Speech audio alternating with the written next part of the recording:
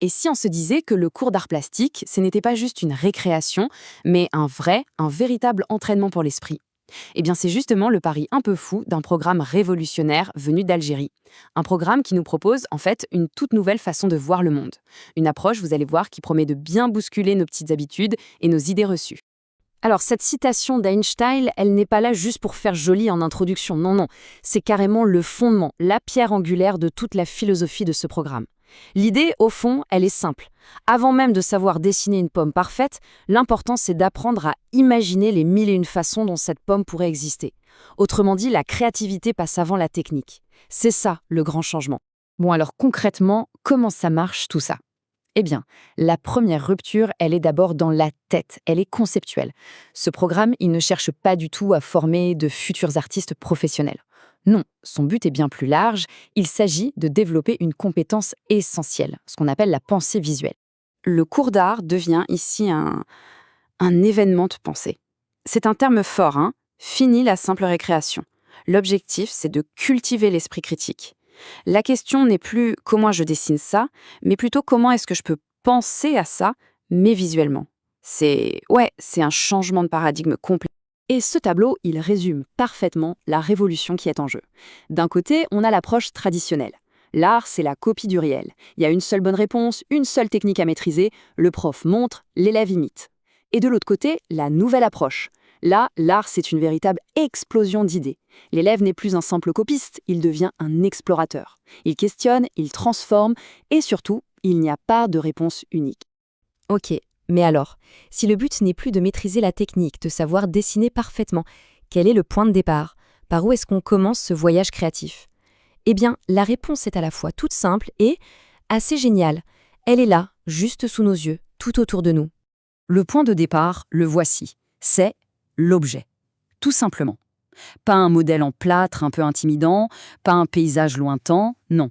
Une simple clé, une vieille chaussure, une bouteille en plastique, n'importe quoi.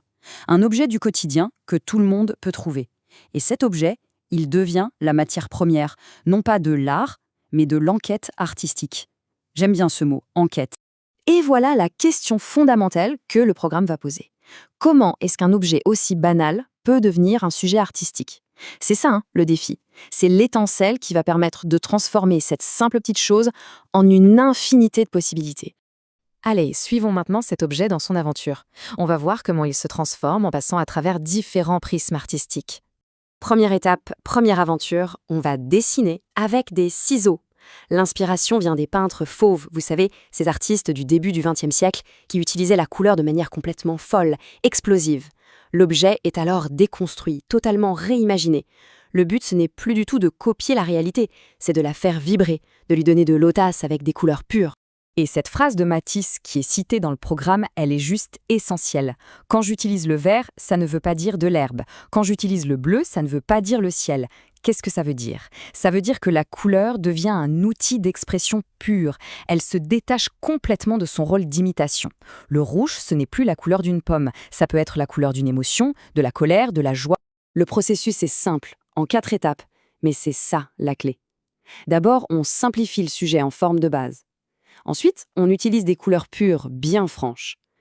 Après, on oublie complètement la perspective et le volume. Et enfin, on découpe et on assemble. En fait, on ne dessine plus avec un crayon. On dessine directement avec les ciseaux et le papier de couleur. C'est la couleur qui devient la forme. Bon, après avoir complètement libéré la couleur, le programme va s'attaquer à la logique elle-même.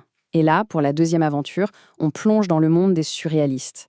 L'objet bascule dans un univers de rêve, un monde où sa taille, sa fonction, son contexte, plus rien de tout ça n'a d'importance. L'approche surréaliste, au fond, elle pose une question toute simple. Et si on changeait les règles du jeu? Regardez, une montre posée sur une table, c'est normal, ça donne l'heure. Maintenant, imaginez la même montre, mais géante, en train de fondre sur une branche d'arbre. Là, tout de suite, elle ne donne plus l'heure, elle questionne le temps. En changeant juste l'échelle et le contexte, on change radicalement l'histoire que l'objet nous raconte. Et cette phrase de Picasso, elle résume absolument tout. Quand je n'ai pas de bleu, je mets du rouge. C'est génial, non? Ça veut dire que la question n'est plus de savoir ce qui est correct ou réaliste.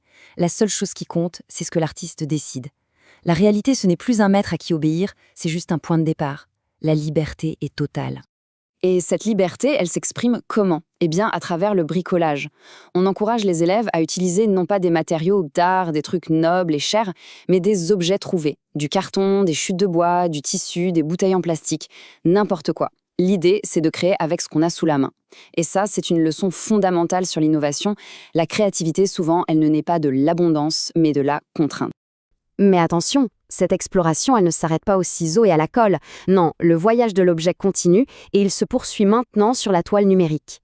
Le programme intègre pleinement les outils du XXIe siècle.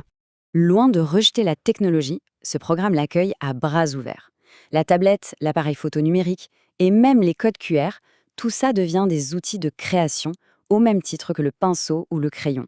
Ici, la technologie, ce n'est pas une distraction, c'est vu comme une nouvelle palette de couleurs, une palette infinie et interactive. On va même plus loin, on donne vie à ces objets, grâce à des projets de films d'animation en stop motion, image par image. Les élèves apprennent à écrire un petit scénario, à créer les décors, à filmer, à monter. C'est incroyable, l'objet n'est plus seulement une forme inerte, il devient un personnage avec une histoire. Alors, après tout ce parcours, qu'est-ce qu'il en reste? Quel est le résultat final pour l'élève? C'est quoi le vrai gain de toute cette expérience? Ce qui est fascinant, c'est qu'au final, l'œuvre d'art qu'on a produite, elle est presque secondaire. Ce qui compte vraiment, ce sont toutes les compétences qu'on a développées en chemin. La capacité à résoudre des problèmes de manière créative, la fameuse littératie visuelle, la polyvalence technique. En fait, on n'apprend pas seulement l'art, on apprend à penser à travers l'art. Le point crucial, c'est celui-ci. En apprenant à transformer un objet, on apprend en réalité un tout nouveau langage. Un langage visuel qui permet de déconstruire le monde, de l'interpréter et surtout de créer du sens. C'est une forme de communication qui est aussi fondamentale que l'écriture ou la parole.